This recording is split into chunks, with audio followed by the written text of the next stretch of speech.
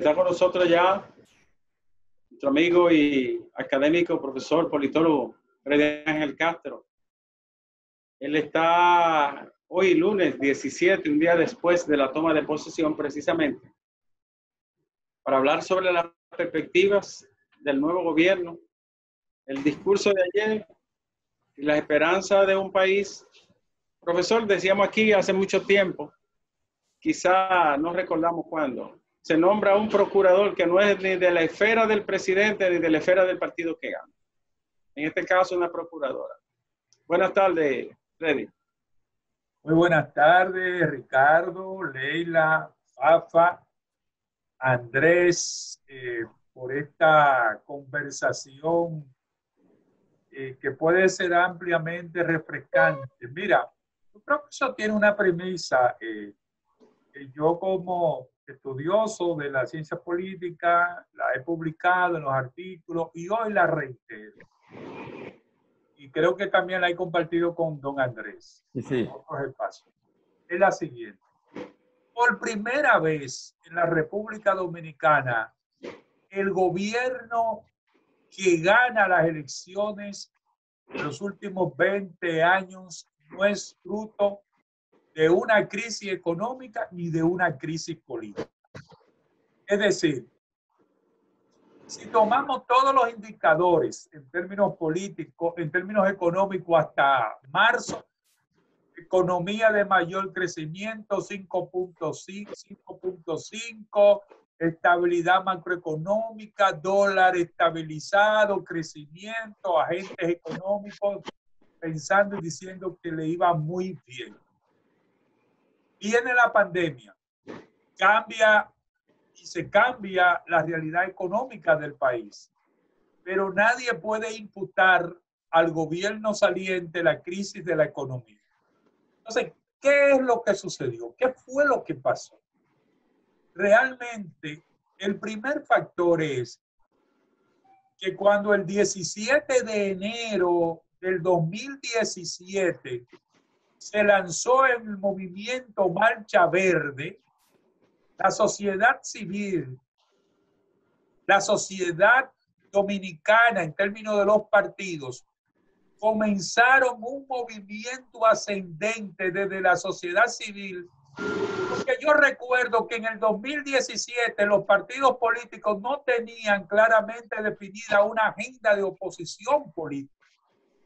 Y eso fue creciendo, que pasó posteriormente por Marcha Verde, Concertación Democrática, Movimiento de Plaza de la Bandera, Coalición, Defensa de la Constitución, y todo esto desembolcó como una ola política sin precedente en una ruptura desde el punto de vista histórico reciente, donde lo que decidieron salir del PLD fue sobre todo una clase media empoderada que se había estado movilizando. Segundo, la división del PLD en términos políticos lleva entonces a que el movimiento social, al movimiento ciudadano y la alianza táctica sin precedente de 13 partidos políticos que pactaron 24 senadurías, diputaciones, con una sagacidad política que obvió lo sectario. Entonces, este gobierno surge sobre la base de una conciencia ciudadana, sobre la base de una demanda social de que no es posible que en la República Dominicana más de 50.000 millones de pesos al año se desperdicien, se vayan, se roben en términos de la corrupción. Y ahí entonces conectó ese despertar. Y eso es lo que da la ola.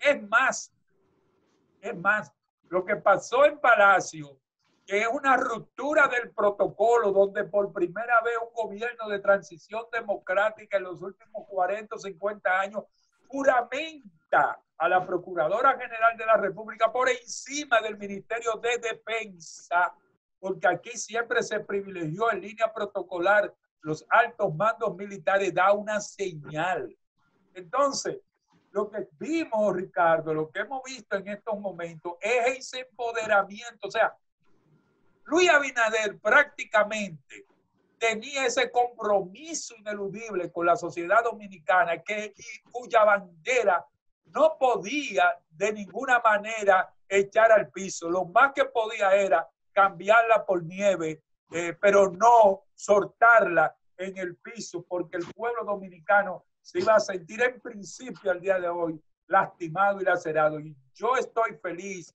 porque estamos viendo un resurgir de las instituciones, tratar de que el país avance hacia adelante sin reconocer los méritos del pasado, sin dejar de reconocer los errores del pasado y entonces renovarnos en este 150 aniversario de la restauración de la República para tener un mejor país.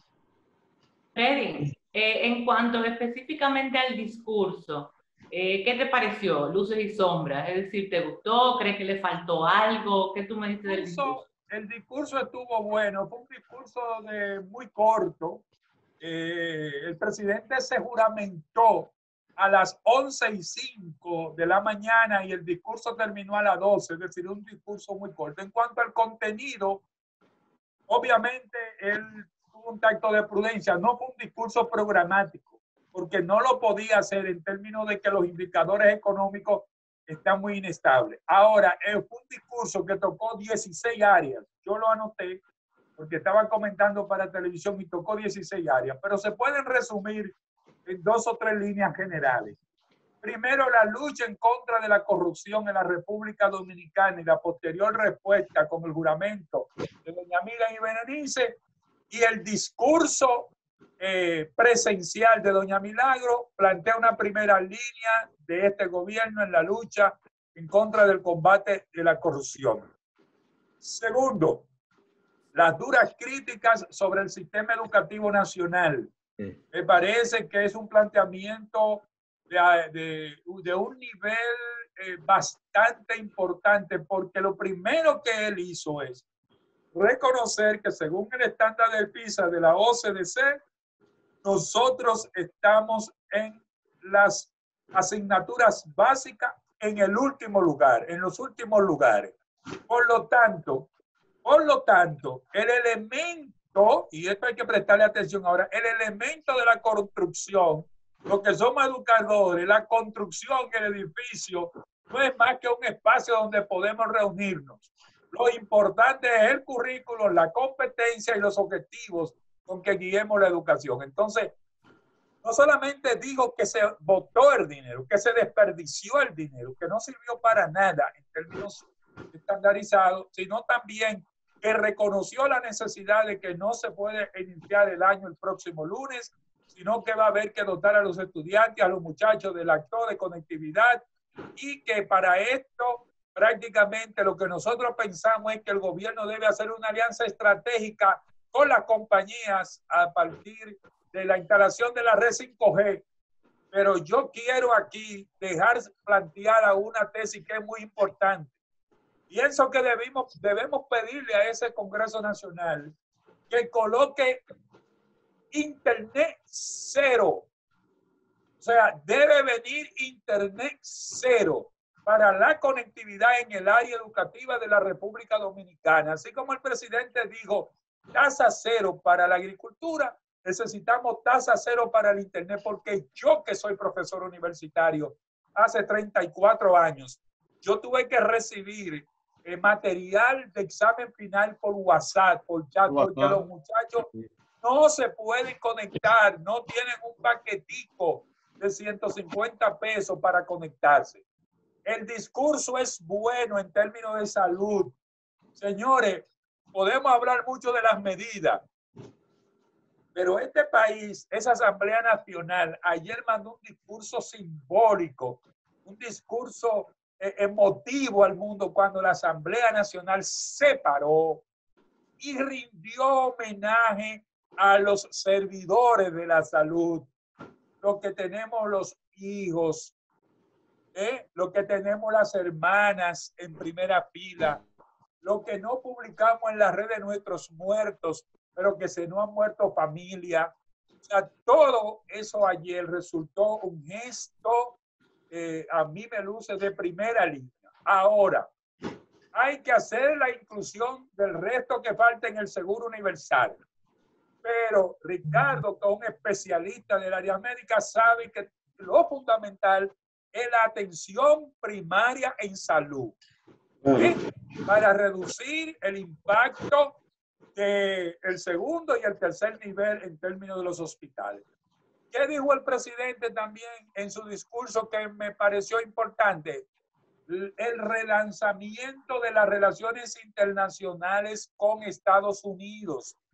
Evidentemente una realidad a partir de nuestra presencia, de nuestra diáspora en Estados Unidos, que han estado sosteniendo a este país todavía en crisis, con un incremento del 29% de las remesas, fruto del dinero que recibieron por los incentivos, relanzar esas relaciones internacionales con nuestro país. Creo, y sería muy deseable también, que en el aspecto de vivienda, y con esto termino de redondear un poco ya la pregunta de Leila, las 30,000 viviendas que el presidente planteó que se inicien en reparación, eso debe empezar porque es un tercer factor que puede comenzar a movilizarse para evitar que el sistema productivo colapse, porque no hay expectativa de que hasta el final del año que viene, por lo menos, la tasa de equilibrio en términos productivos en el sector salud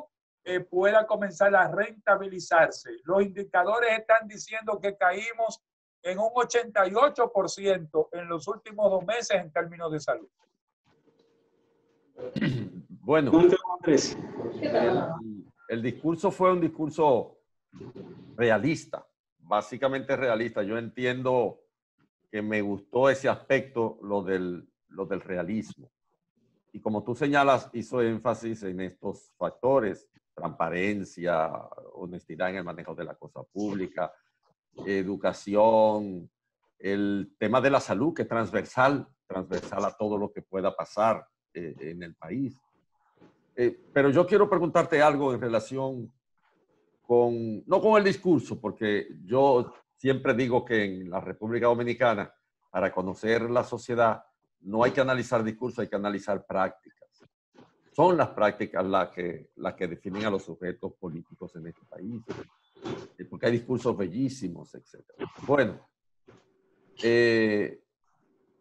¿tú crees en la práctica que algunos bolsones de corrupción legitimada que existen en la sociedad podrán ser enfrentados? Te pongo por caso, yo acabo de hacer una intervención sobre 3 de esos bolsones. Te pongo por caso lo que ocurre en el Parlamento de la República Dominicana, que tienen sueldos privilegiados, asignaciones privilegiadas, corrupción legitimada, en una palabra. Lo que ocurre con los cónsules, es decir, hay que cambiar la metodología de alimentar la avaricia de los cónsules, elevando los costos de los servicios, haciéndose rico y no teniendo ningún control. Y finalmente las propias Fuerzas Armadas, donde un jefe de la policía puede salir multimillonario, multimillonario, pero no pasa nada, nadie interroga, ni investigan, ni hacen nada. Una cosa se llama la mesa, yo expliqué ahorita. ¿Tú crees que es posible en la República Dominicana que un presidente como el presidente Luis Abinader, que acaba de salir con mucho brío, pueda corregir estos bolsones de corrupción legitimada que hay en la sociedad? Yo voy a apelar al discurso del presidente Luis Abinader cuando tocó el tema de la corrupción y habló de la corrupción del pasado y de la corrupción del futuro. Entro por la corrupción del pasado. Creo que los casos que tenemos nominados de Brecht, los 3 brazos, SEA, son parte de la corrupción del pasado que están asociadas a un ente corporativo que de alguna manera definió una fortuna que llegó a competir con los grandes centros de poder. Creo que en esta etapa el Ministerio Público, la Procuraduría, la misma Procuraduría Especializada Anticorrupción tendrán que prestarle atención a esta parte por una razón esencial. Primero, hay medios de prueba, hay investigaciones en curso y los casos deben ser bien instrumentados, bien llevados ante los jueces para que tengan de alguna manera una credibilidad, una credibilidad. Yo creo que podemos iniciar también una jornada, Andrés, para que la declaración jurada de bienes, que es una simple declaración, tenga una modificación de efecto vinculante y que ese efecto vinculante se aproxime a la disposición de la ley 544-17 sobre lavado de activos, que dice que todo funcionario público puede ser llamado a la justicia hasta 3 años después de haber dejado el cargo, como una forma para que explique la licitud de sus bienes. Si nosotros comenzamos a cerrar ese tipo de brecha, entonces viene lo que usted me dice, don Andrés. Bueno, un jefe de policía que entra y me declara 3 millones de pesos, justifíqueme usted a ver cómo, cuánto y cómo usted pudo justificar y aumentar 50 años su fortuna, porque nosotros tenemos 30, 34 años dando clases y tenemos las cuentas en rojo y las tarjetas con nervio. Entonces, si hacemos esa parte, Andrés, ahí que hay una brecha, que hay algo que corregir en la declaración jurada de bienes para hacerla con un efecto vinculante. Sobre la otra parte que ya yo hablaría sobre la corrupción del futuro, mire, sobre la corrupción, yo he visto mucho y he trabajado estos temas. Y alguien en una conferencia internacional decía, Estados Unidos es un Mississippi de corrupción. Cuando fui a China, el principal jefe del tren bala estaba sometido a la corrupción. El problema no es que hoy en día terminemos con un análisis ilusorio y pensemos que estamos en Suiza o que estamos en otro país y que no va a haber corrupción. Va a haber corrupción. Ahora, lo importante con la corrupción es si se sanciona o no.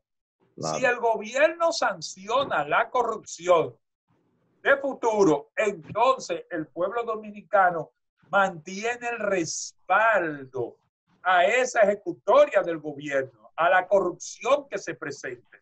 Porque hay un problema que tiene que ver con la cultura política, con el borrón y cuenta nueva que nos tienen 50, 60 años pendiendo como una espada de Damocles en nuestra cultura política.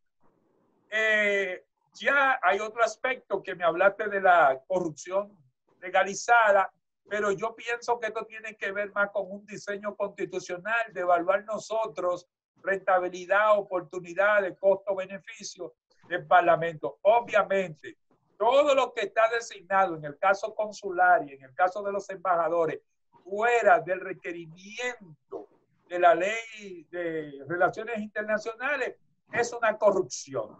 De ayer o de hoy es una corrupción. Cobrar en el país, estando designado en el exterior como cónsul y repetir práctica de eso es corrupción. Profesor, en la probable realización en el marco institucional, que es donde Luis se comprometió con mayor vehemencia y que la gente ha esperado tanto, no solo la procuradora independiente, él habla de justicia independiente. ¿Será posible en esta coyuntura? Mira, yo pienso que más que justicia independiente, porque ya ahí tú sabes mucho mejor que yo que esto tiene que ver con todos los operadores del sistema. Yo creo que esta primera etapa tendríamos que hablar, Ricardo, de persecución a la corrupción en la República Dominicana, porque el sistema de justicia independiente ya implicarían algunas cuestiones de mayor profundidad. Por ejemplo, Ricardo, el Consejo del Poder Judicial, eso no tiene razón de ser. Eso fue un injerto que se hizo de los procesos de reforma constitucional en España, donde tú sabes que es un sistema autonómico. Sí. Que buscan jueces administrando construcciones, que buscan jueces administrando resma de papeles, que buscan jueces por encima, no. Cuando hablemos ya de una plenitud, ahí la propuesta mía es clara, volver al Ministerio de Justicia que existía antes, que se modificó por decreto, y ahí lo que hay que poner un Ministerio de Justicia con un área de justicia y con un área sencillamente administrativa. Lo otro es que esos jueces no tengan ventaja sobre sus pares. No tengan ventaja sobre sus pares, porque recuerden los casos de escándalo anteriores de ciertos consejeros en lo que derivó. Por lo tanto, Nieves, aspiro más a sanear en esta primera etapa el sistema en términos de lucha contra la corrupción y ya posteriormente ver el sistema de justicia, que es una ingeniería mayor. Adelante, don Fafa, tiene el micrófono cerrado. El micrófono cerrado. No, yo no. Ya está bien. Ya está Está bien. bien, está bien. Freddy, estamos en una situación especial porque ha culminado, como tú dices, toda una corriente de opinión acerca de que estamos hartos de la corrupción y de la impunidad. Y se ha dado un paso, nombrar 2 mujeres para que sean ellas el protocolo. Con una estructura judicial que tú dices, podemos contar con que esa estructura judicial responda entonces a ese nuevo cambio. En cada población, en cada provincia, hay situaciones concretas, evidentes, con el conocimiento de la gente. Es decir, sin una participación de la población en todas partes, esto se puede quedar en una ilusión más. ¿Tú crees que puede desarrollarse a nivel nacional en cada provincia también, no solo con los funcionarios públicos, sino que esta conciencia de contra la corrupción tome cuerpo en todas las poblaciones? Porque no es verdad que con el nombramiento de estas 2 mujeres tú puedes decir, vamos a acabar. Ha comenzado el proceso, pero hay que ampliarlo. ¿Qué tú crees de eso? No, yo creo perfectamente que hay que ampliarlo, que hay que auspiciar ya hasta movimientos más específicos.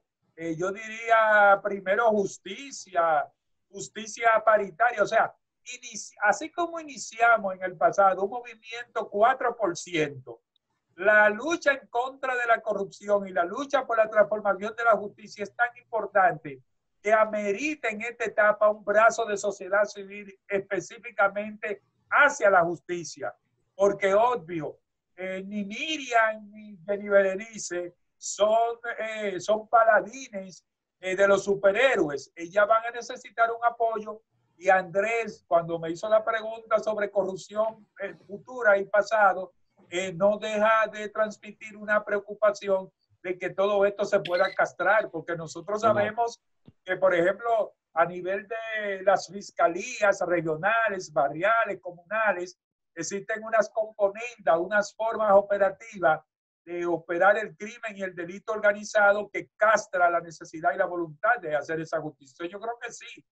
Yo creo que lo que estamos es apenas iniciando y vamos a tener que exigir a través de las redes, a través del pueblo organizado, que todo esto vaya de alguna manera conformándose en una tendencia que resulte irrevocable en términos de una sociedad que tiene una aspiración de que este mal sea extirpado y reducido a su más mínima expresión. Freddy. Gracias, Freddy, por arrojarnos un poquito de luz un día después en un ambiente tan complicado como este que vive el país. Bueno, yo cuando estoy con ustedes no llego a arrojar luz, yo me uno a la luz que ustedes arrojan, como un poquito y aparte un poquito. Me parece democrático. Cuídense todos y todas. Gracias a ti. Gracias. Muchas gracias. Es un placer. Profesor, maestro y amigo, por compartir con nosotros aquí en el Rumbo de la Tarde, Argenis.